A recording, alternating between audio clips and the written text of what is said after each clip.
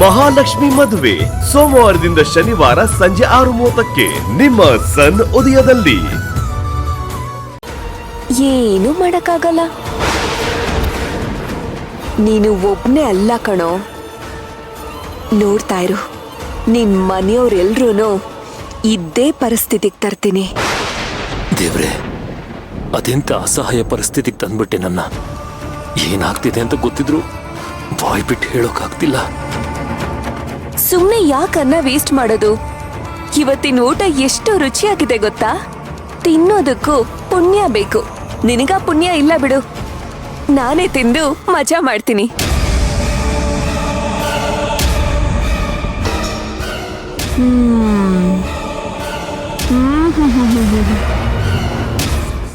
ಆಹಾಹಾ, ಎಷ್ಟು ರುಚಿಯಾಗಿದೆ! Wow, super! ಹಸ್ಕೊಂಡಿರೋರ್ ಮುಂದೆ ಬಾಯಿ ಚಪ್ಪರಿಸ್ಕೊಂಡು ತಿನ್ನೋದಿದೆ ಗೊತ್ತಾ, ಆ ಮಜಾನೇ ಬೇರೆ.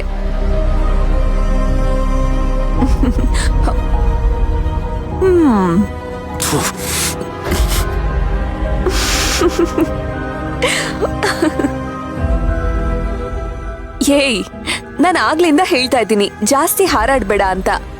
ಎಷ್ಟಾದ್ರೂ ನಾನು ಏನು ಅಂತ ನಿನಗ್ ಗೊತ್ತಾಗ್ತಿಲ್ವಾ? ಸರಿ, ಹೋಗ್ಲಿ ಬಿಡು. ಸೇವಂತಿ ಎಲ್ಲಿ ಹೋಗಿದ್ದಾಳೆ ಅಂತ ನಿನ್ಗೇನಾದ್ರೂ ಗೊತ್ತಿದ್ಯಾ? ನಿನ್ಗೇನಾದ್ರೂ ಗೊತ್ತಿದ್ರೆ ಹೇಳು, ಈ ಕಷ್ಟದಿಂದ ನಿನಗೆ ಮುಕ್ತಿ ಕೊಟ್ಬಿಡ್ತೀನಿ. ಏನು, ನಾನೇ ಏನೋ ಮಾಡಿದ್ದೀನಿ ಅಂತ ಹೇಳ್ತಿದ್ಯಾ? ನಾನು ಏನು ಮಾಡಿಲ್ಲ, ಆದ್ರೆ ಅವಳನ್ನ ಬಲಿ ಕೊಡಕ್ಕೆ ಅಂತಾನೆ ನಾನು ಅವಳನ್ನ ಹುಡುಕ್ತಿರೋದು. ಯಾವ ಕಾರಣಕ್ಕೂ ಅವಳು ಸಿಗ್ದೆ ನಾನ್ ಬಿಡೋದಿಲ್ಲ. ಎಲ್ಲಿದ್ದಾಳೆ ಹೇಳು? ಹೋಗ್ಲಿ ಬಿಡು, ನೀನೇನ್ ತಲೆ ಕೆಡಿಸ್ಕೋಬೇಡ, ನಾನೇ ಅವಳನ್ನ ಕರ್ಕೊಂಡ್ ಬರ್ತೀನಿ. ಅವಳು ಸಾಯಕ್ಕಿಂತ ಮುಂಚೆ ನೀನ್ ಅವಳನ್ನ ಒಂದ್ಸತಿ ನೋಡ್ಬೇಕಲ್ವಾ? ನನಗೆ ಒಂದೇ ಪ್ರಶ್ನೆ ಕಾಡ್ತಿರೋದು, ಈ ಸೇವಂತಿ ಮನೆಗೆ ಹೆಣವಾಗಿ ಬರ್ತಾಳಲ್ವಾ, ಅವಾಗ ಎಲ್ಲ ಶಾಸ್ತ್ರಗಳನ್ನ ನೀನ್ ಹೇಗ್ ಮಾಡ್ತೀಯಾ? ಕೈಯೂ ಆಡ್ತಿಲ್ಲ, ಕಾಲು ಆಡ್ತಿಲ್ಲ, ಹಾಸಿಗೆ ಮೇಲೆ ಬಿತ್ಕೊಂಡಿದ್ಯಾ. ನಿನ್ನ ನೋಡ್ತಿದ್ರೆ ನನಗೆ ತುಂಬಾ ಅಯ್ಯೋ ಪಾಪ ಅಂತ ಅನಿಸ್ತಿದೆ. ಕಣ್ಣಲ್ಲಿ ಗಂಗೆ ತುಂಗೆ ಇಬ್ರು ಹರಿತಿದ್ದಾರೆ. ಸಂಕಟ ಆಗ್ತಿದ್ಯಾ? ಹೆಂಡತಿ ಸತ್ತೋಗ್ತಾಳೆ ಅಂದ್ರೆ ದುಃಖ ಆಗದೆ ಇರುತ್ತಾ? ಆದ್ರೂ ನಿನ್ ಮುಖದಲ್ಲಿರೋ ಸಂಕಟ ನೋಡೋದಕ್ಕೆ ನನಗೆ ಎಷ್ಟು ಖುಷಿ ಆಗ್ತಿದೆ ಗೊತ್ತಾ?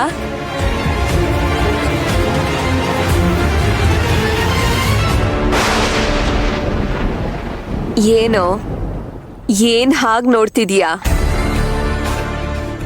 ನಾನು ನಮ್ಮಪ್ಪನ್ನ ಕಳ್ಕೊಂಡಾಗ ಇದೇ ರೀತಿ ನೋವು ಅನುಭವಿಸಿದೀನಿ. ನಮ್ಮಪ್ಪನೇ ನನ್ ಸರ್ವಸ್ವ ಆಗಿದ್ರು. ನನ್ ಸರ್ವಸ್ವನೇ ಕಿತ್ಕೊಂಡಿರೋ ನಿನ್ನೂ ನಿನ್ ಹೆಂಡ್ತಿನೂ ನನ್ ಸುಮ್ನೆ ಬಿಡ್ತೀನಿ ಅಂತ ಅನ್ಕೊಂಡಿದ್ಯಾ? ನಿನ್ನೀ ಕಣ್ಣಲ್ ಕಣ್ಣೀರ್ ನೋಡಿ ನನಗೆ ಮಹದಾನಂದ ಆಗ್ತಿದೆ. ಇಷ್ಟೇ ಅಲ್ಲ ಕಣೋ, ನೀನ್ ಅನ್ಭವಿಸೋದು ತುಂಬಾ ಇದೆ. ಆ ಸೇವಂತಿಗಂತೂ ನರ್ಕ ನರ್ಕ ತೋರಿಸ್ತೀನಿ.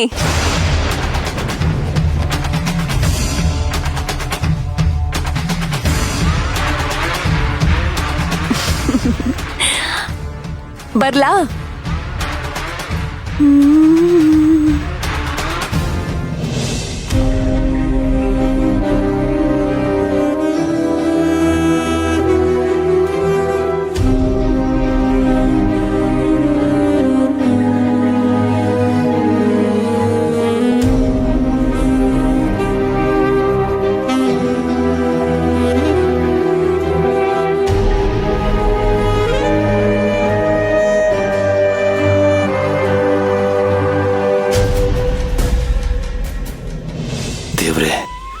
ನನಗೆ ಇಂಥ ಪರಿಸ್ಥಿತಿ ತಂದಿದ್ದಾಳೆ ಅಂದ್ರೆ ಸೇವಂತಿಗೆ ಇವಳು ಇನ್ನೆಷ್ಟು ತೊಂದರೆ ಕೊಡಬಹುದು. ಸೇವಂತಿಗೆ ಏನು ತೊಂದರೆ ಆಗದೆ ಇರಲಿ ದೇವ್ರೆ, ಏನು ತೊಂದರೆ ಆಗದೆ ಇರಲಿ.